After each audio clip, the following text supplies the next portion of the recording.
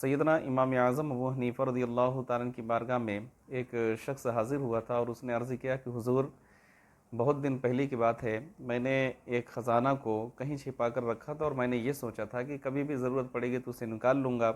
اب مجھے اس کی حاجت ہے، ضرورت ہے، اور میں اسے تلاش کر رہا ہوں، ڈھونڈ رہا ہوں، لیکن مجھے نہیں مل رہا ہے۔ حضور کچھ بتا دیجئے کہ میں اسے کہاں تلاش کروں۔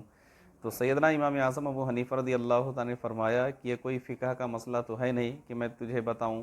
آپ کچھ دیر تک ٹھہرے رہے، بعد اس کو ایک مشورہ دیا۔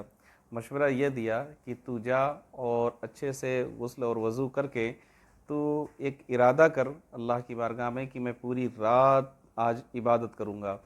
وہ شخص امام اعظم ابو حنیفہ رضی اللہ تعالیٰ کی بارگاہ سے نکلا اور اپنے گھر پہنچا، طہارت کیا، اور جیسے ہی وضو بنا کر وہ مصلی پر کھڑا ہوا، کچھ ہی دیر اس نے عبادت کی اور اس کو وہ جگہ یاد آ گئی کہ فلاں مقام پر میں نے اپنا خزانہ چھپایا تھا، میرا دفینہ وہاں پہ ہے۔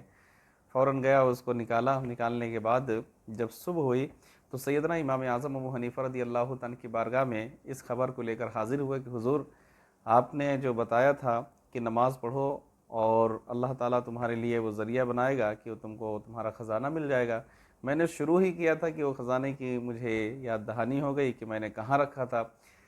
تو اس شخص نے ایک سوال کیا کہ حضور یہ بتائیے کہ آپ کو کیسے پتہ تھا کہ اگر میں رات بھر اللہ کی عبادت کروں تو وہ چیز مجھے مل جائے گی، جو میرا دفینہ تھا، کہاں دفن ہے میں نے خزانہ، یہ کیسے معلوم ہوا آپ کو؟ تو امام اعظم ابو حنیفہ رضی اللہ تعالیٰ نے فرمایا کہ مجھے معلوم ہے کہ انسان کے ساتھ شیطان ہمہ وقت لگا رہتا ہے۔ جیسے ہی تو نے ارادہ کیا کہ میں رات بھر اللہ کی عبادت کروں گا، پوری رات اس کی عبادت میں گزار دوں گا، تو شیطان کبھی نہیں چاہے گا کہ تو عبادت کر، اس لیے تجھے درمیان میں ہی یاد آ گیا۔ اس سے یہ معلوم ہوا کہ حضرت امام اعظم ابو حنیفہ رضی اللہ عنہ کی حکمت و تدابیر بہت اہم تھی، بہت اعلیٰ تھی۔ وہ بہت دور تک سوچا کرتے تھے، اس کا خزانہ بھی مل گیا اور نماز کی آپ نے تاکید بھی فرمائی۔